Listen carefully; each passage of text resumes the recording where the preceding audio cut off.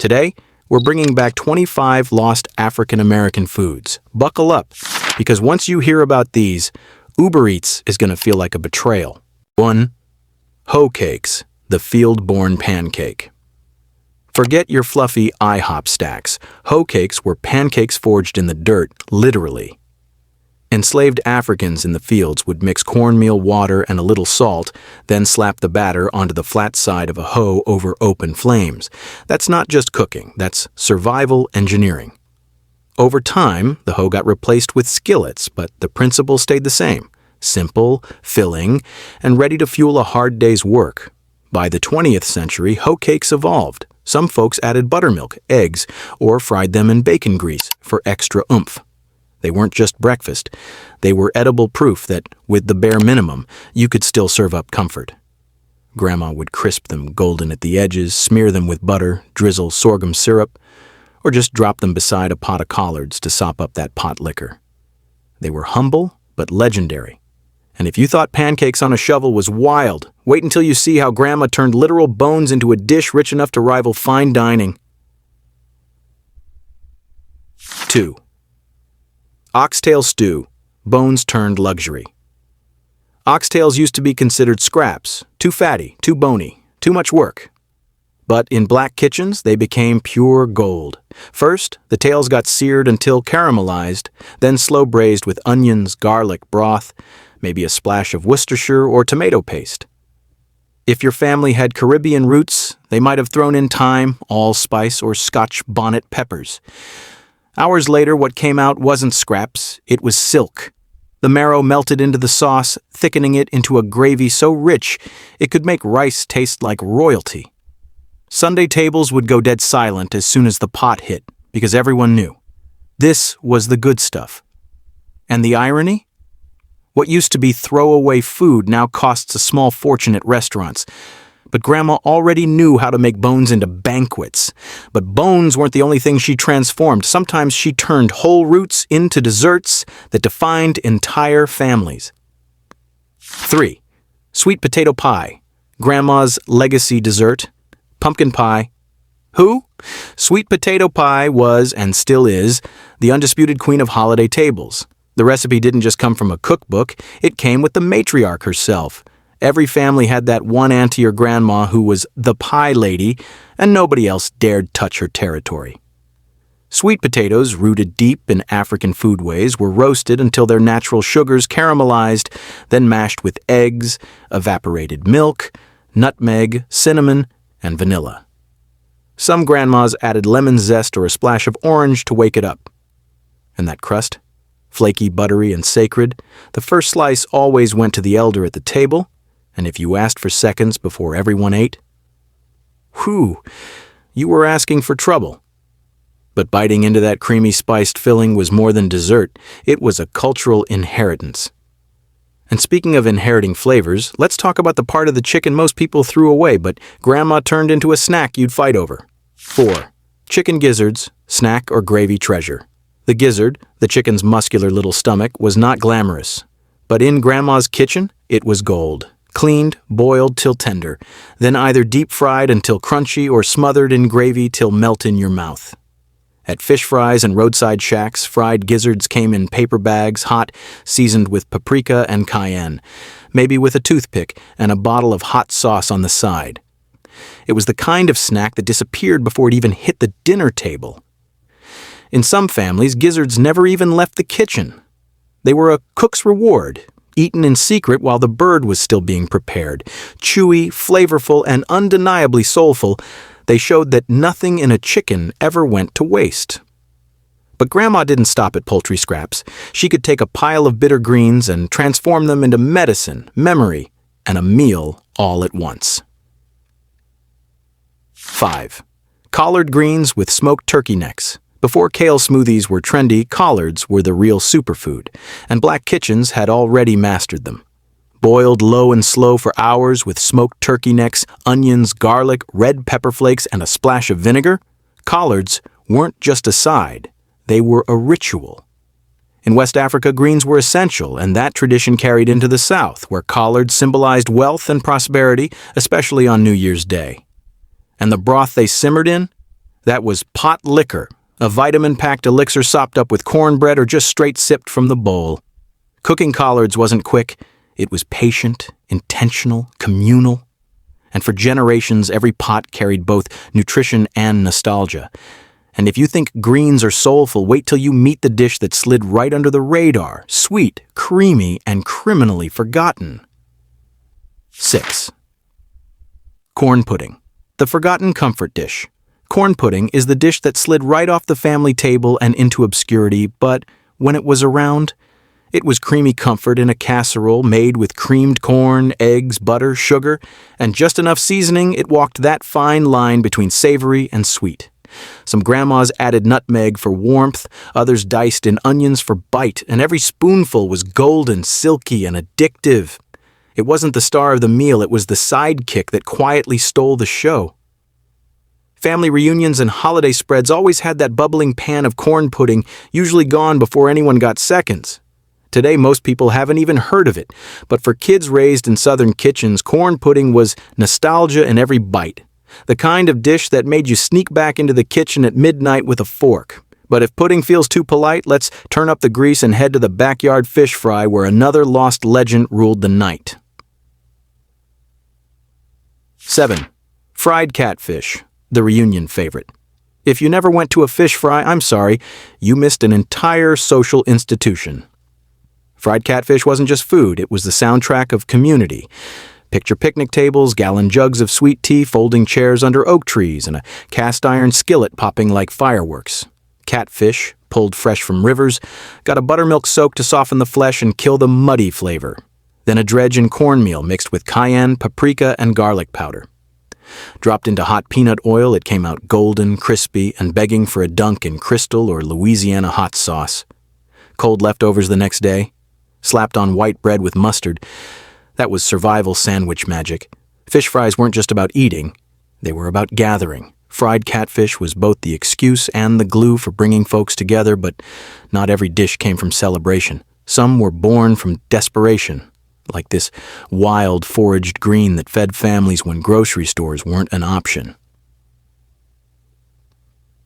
8. Poke salad, foraged survival food. Long before trendy restaurants bragged about foraged greens, black families in the South were already cooking pokeweed, a plant that grows wild, dangerous if raw, but safe and delicious once boiled 3 times. It was called poke salad, usually fried up with bacon grease, onions, or scrambled eggs. For families who couldn't afford grocery store greens, poke salad was free food provided by the land. Elders taught kids how to identify the leaves, how to prepare them safely, and how to stretch them into a filling meal. This wasn't about luxury, it was about resilience. It turned survival into flavor. Eating poke salad was like eating history, a reminder that when money was low, knowledge of the land kept families alive. But let's get back to celebration, because when holidays rolled around, Grandma brought out the heavyweight champion of side dishes, 9. Cornbread dressing, holiday royalty. Stop right there. This isn't stuffing. This is cornbread dressing, and in African-American households it was sacred. Crumbled cornbread baked with onions, celery, sage, broth, and eggs until golden brown, crispy at the edges, and soft in the center. Every family had their own spin. Some added oysters, some boiled eggs, some guarded their recipes like state secrets. But one thing was universal. Cornbread dressing was the holiday table. It smelled like Thanksgiving, like homecomings, like everyone gathering around the table to pause, pray, and feast. If you got the corner piece with the extra crust, you knew you were blessed. Cornbread dressing wasn't just food, it was ritual, and missing it from the table was basically grounds for family betrayal. But while dressing was reserved for special occasions, some dishes were all about making the most out of the least, like this one, where even the pig's feet had a place at the table. 10. Pig's feet, pickled, boiled, or braised. Yeah, you heard that right, pig's feet. While today it might raise eyebrows, back then nothing went to waste, and pig's feet were slow-cooked into tender, gelatinous goodness. Some families boiled them with vinegar and spices, others pickled them in jars, and still others braised them until the meat slid right off the bone. They were eaten by hand, usually with hot sauce, cornbread, or beans on the side. Messy? Absolutely. But soul food doesn't care about table manners, it cares about flavor. Pig's feet were about resourcefulness, about turning what others threw away into comfort and sustenance. They carried stories of hardship, but also pride, proof that even the scraps could be transformed into something worth gathering around. And if you think pig's feet were bold, just wait till you taste the sweetness Grandma pulled from a jug of dark syrup or a tin of molasses. 11. Molasses cookies, old school sweetness. Before white sugar was cheap and everywhere, black kitchens had molasses, thick, smoky, bittersweet, and packed with flavor. Out of that came cookies and gingerbread so rich they didn't just satisfy your sweet tooth, they punched it in the face. Molasses cookies were thick and chewy, laced with ginger, cloves, and cinnamon. Meanwhile, molasses gingerbread was dense, moist, and baked in cast iron pans that carried generations of seasoning in their walls. These weren't dainty tea treats. They were comfort wrapped in spice, eaten warm with coffee or stolen from the cooling rack by kids who couldn't wait. Grandma's directions, no measurements, just, you'll know it's right when the batter hugs the spoon. And she wasn't lying. Today you'd call it rustic. Back then it was survival turned sweetness, but if molasses made dessert magic, just wait until you see what happened when pork chops and gravy took over Sunday dinner like a soul food headliner. 12. Smothered pork chops, Sunday centerpiece. This was the Beyoncé of Sunday dinners, smothered pork chops, thick cuts, dredged in seasoned flour, pan-fried golden, then drowned in onion gravy so good you'd risk burning your tongue to taste it early. Smothered pork chops were more than a meal, they were a moment. After church, the smell would hit before you even opened the door. The chops would simmer low and slow until fall-apart tender, served with rice, cabbage, or mashed potatoes, because you needed something to soak up that gravy. In the Great Migration, families carried this recipe north, stretching ingredients to feed big households. Smothered chops weren't fancy, but they were luxury on a budget. Every bite said, "We may not have much, but tonight we're eating like kings." And while pork chops handled Sundays, Mondays had their own tradition, a humble pot of beans and rice that told a story of survival and rhythm. 13. Red beans and rice, Laundry Day classic. In New Orleans and across the South, Monday wasn't just laundry day, it was red beans and rice day. Why? Because you could toss beans in a pot, let them simmer while scrubbing clothes, and still end up with a feast by evening. Smoked sausage, ham hocks, or turkey necks flavored the beans, while onions, bell peppers, and garlic added that holy trinity of Creole flavor. Served over rice, it was hearty, smoky, and cheap enough to feed the whole family with leftovers for days. Add a square of cornbread, splash of hot sauce, maybe even a side of mustard greens, and you weren't just surviving, you were thriving. Red beans and rice was comfort disguised as practicality, a dish that stretched $1 and still tasted like celebration. But if beans and rice stretched the week, chicken feet stretched flavor out of the bones themselves. 14. Chicken feet stew, bone-deep nourishment. To the untrained eye, chicken feet look like scraps. To Grandma, they were collagen-packed, flavor bombs waiting to happen, cleaned, trimmed, and simmered with onions, garlic, peppers, and bold seasoning. Chicken feet transformed into a stew that was all about the broth. The gelatin from the feet gave the soup body, making it rich and silky without a drop of cream. Served with rice or bread to soak it up, chicken feet stew wasn't about glamour. It was about getting every ounce of nourishment out of what you had. For elders, it wasn't weird. It was wisdom, nothing wasted, everything used. Chicken feet stew was proof that the best flavor often comes from the parts most people ignore. And while chicken feet carried the weight of survival, the next dish carried the sweetness of summer scent and a crust you'd fight your cousin for. 15. Blackberry cobbler, wild summer treat. If you ever came home with purple-stained fingers and scratched-up arms, you knew blackberry cobbler was on the way. Kids picked wild berries in ditches, fence lines, or churchyards, then Grandma tossed them with sugar and lemon, topped them with biscuit dough or a lattice crust, and baked it until the fruit bubbled over like lava. The first bite, tart, sweet, messy, and unforgettable. Served hot with ice cream or cream, cobbler wasn't just dessert, it was memory-baked golden in cast iron. Everyone fought for the corner piece with extra crust. And if there were leftovers, rare, they became breakfast the next morning. Blackberry cobbler was fleeting, seasonal, and treasured, just like childhood summers themselves. But if berries made the sweetest memories, the next dish was the crown jewel of holiday spreads, caramelized, syrupy, and impossible to forget. 16. Candied yams, sweet crown jewel. If Thanksgiving had a crown, candied yams were the jewel sparkling at the center of the table. And let's be real, nobody waited until dessert to eat them. Sweet potatoes, sliced thick, layered in a dish, then drowned in butter, brown sugar, cinnamon, and nutmeg until they glistened like edible gemstones. Some grandmas added orange juice for brightness, others poured in bourbon for a kick, and a few topped them with marshmallows to make kids lose their minds. They weren't just a side, they were dessert disguised as dinner, sneaking sweetness into every forkful of turkey and greens. The smell alone was torture, in the best way. You knew candied yams were ready when the syrup started bubbling at the edges and the whole house smelled like heaven with a southern accent. But while candied yams dazzled on holidays, the next dish was the unsung hero of church picnics, road trips, and family reunions. 17. Ham salad, church picnic staple. You know a dish is old school when it shows up wrapped in wax paper at a church picnic. Ham salad was ground leftover ham mixed with boiled eggs, relish, mayonnaise, maybe a dash of mustard or chopped onions if Grandma was feeling bold. Spread on crackers, piled on Wonder Bread, or scooped into lettuce cups, it was salty, sweet, tangy, and ridiculously addictive. Ham salad wasn't glamorous, but it was efficient. It fed crowds without breaking the budget. And you better believe every auntie had her own secret version. She swore was the best. This was Southern hospitality in a bowl, portable, shareable, and always at the center of fellowship tables where gossip was as plentiful as the food. Ham salad wasn't about fine dining, it was about community. And while ham salad kept things light, neck bones brought the heavy, turning cheap cuts into feasts that simmered all afternoon. 18. Neck bones and rice. Cheap cuts, big flavor.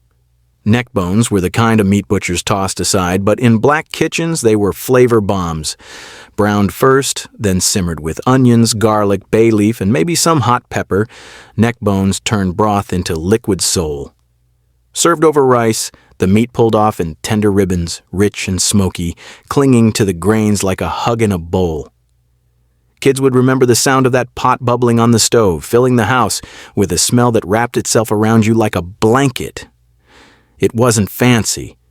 It was food that worked hard, like the people who made it. Neck bones proved that you didn't need prime cuts to eat like royalty. You just needed patience, seasoning, and a big pot. And speaking of crispy, tangy, and addictive, the next dish was proof that Grandma knew how to turn even unripe tomatoes into pure magic. 19. Fried green tomatoes, crispy tang. Before they turned red and sweet, tomatoes got their moment of glory fried green. Sliced thick, dipped in cornmeal, and pan-fried until golden, fried green tomatoes were tangy, crunchy, and kissed by the skillet's heat.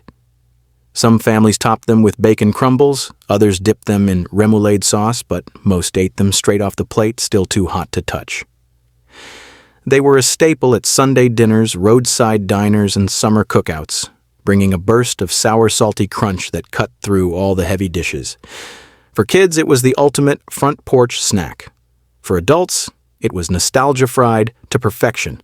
Fried green tomatoes weren't just food, they were a bite of Southern creativity. Proof that nothing in the garden went to waste, but while tomatoes were crunchy fun, the next dish split the family in two. Some loved it, some hated it, but nobody forgot it. 20. Liver and onions, polarizing powerhouse. If you grew up in a black household, you either loved liver and onions, or hated the smell so much you swore revenge. There was no middle ground, but love it or not, liver and onions was a rite of passage. Affordable and packed with iron, liver was soaked in milk or buttermilk to mellow its bite, dredged in seasoned flour, and fried until golden. Then came the onions, slow-cooked in the drippings until sweet, soft, and piled on top like a savory crown. Served with rice or mashed potatoes, it was bold, earthy, and deeply satisfying. Kids might have wrinkled their noses, but one bite and they learned. This wasn't about preference, it was about presence. Grandma made do with what she had, and liver meant nourishment. Today, liver and onions stands as a reminder that soul food wasn't always glamorous, but it was always resourceful, always soulful, and always unforgettable. And if liver split the family, the next dish united everyone because nothing said love like biscuits dripping with liquid gold. 21st, sorghum syrup on biscuits, liquid gold. Before maple syrup was mainstream and corn syrup flooded supermarket shelves, black households leaned on sorghum, a thick, dark syrup pressed from cane-like stalks. It was smoky, earthy, and sticky enough to glue a family together. Sorghum syrup wasn't just for biscuits. Grandma poured it over hoe cakes, stirred it into coffee, brushed it onto meat, and even used it in marinades. It was the all-purpose sweetener of the South. If you grew up country, you probably remember that old dented can in the pantry with a rusted lid that somehow lasted forever. It was more than flavor, it was memory. Sorghum syrup carried Depression-era kitchens when sugar was rationed, and it flavored countless Sunday breakfasts.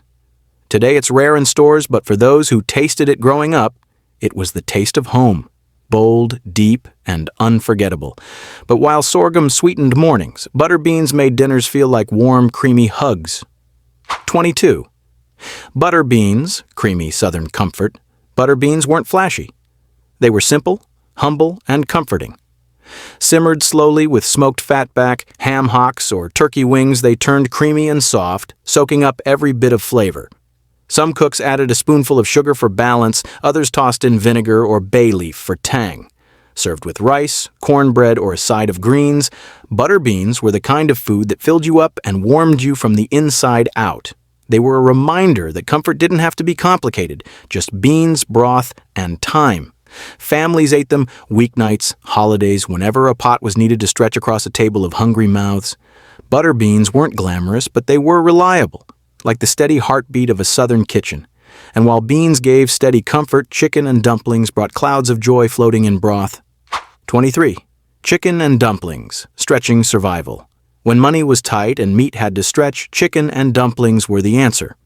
One bird, boiled with onions, celery, and garlic, could feed an entire family once dumplings joined the party. The dumplings, either slick strips rolled thin or puffy biscuit-like clouds, were dropped into bubbling broth until tender. They turned simple soup into a hearty, rib-sticking feast. Every spoonful carried comfort, warmth, and love. This wasn't restaurant food, it was survival food turned soul food. Families made chicken and dumplings during the Depression, during wartime, or simply when paychecks ran thin. Yet it never felt like less. It felt like care in a pot. Proof that even scarcity could taste like abundance when cooked with love. And if dumplings brought warmth, the next dish brought fortune. Literally, every bite was a wish for prosperity. 24. Hoppin' John, New Year's luck. Rice, black-eyed peas, and pork. Simple ingredients, but loaded with symbolism. Hoppin' John was eaten on New Year's Day with the peas representing coins, the greens served beside it symbolizing money, and the cornbread standing in for gold. Basically, an edible vision board for prosperity. Its roots trace back to West Africa and Gullah traditions where rice and beans were everyday staples. In the American South, enslaved Africans carried those traditions forward, turning scraps of pork into richness and peas into symbols of hope. Leftovers became Skippin' Jenny the next day, a sign of frugality that promised even more good luck. Every bite wasn't just food. It was faith, history, and hope wrapped up in one humble dish. But if Hoppin' John carried hope for the future, the final dish carried sweet salvation, born from scraps but remembered as pure comfort. 25. Bread pudding. Sweet salvation from scraps. Bread pudding was proof that nothing in Grandma's kitchen went to waste, not even old bread. Cubes of stale loaf got soaked in milk, egg, sugar, and spice, then baked into custardy heaven. Some added raisins, pecans, or bourbon sauce, while others kept it simple. Warm, soft, and spiced, bread pudding was more than dessert. It was a philosophy. Waste nothing, transform everything. Families served it at Sunday dinners, holidays, or just as a way to turn scraps into something that felt like abundance.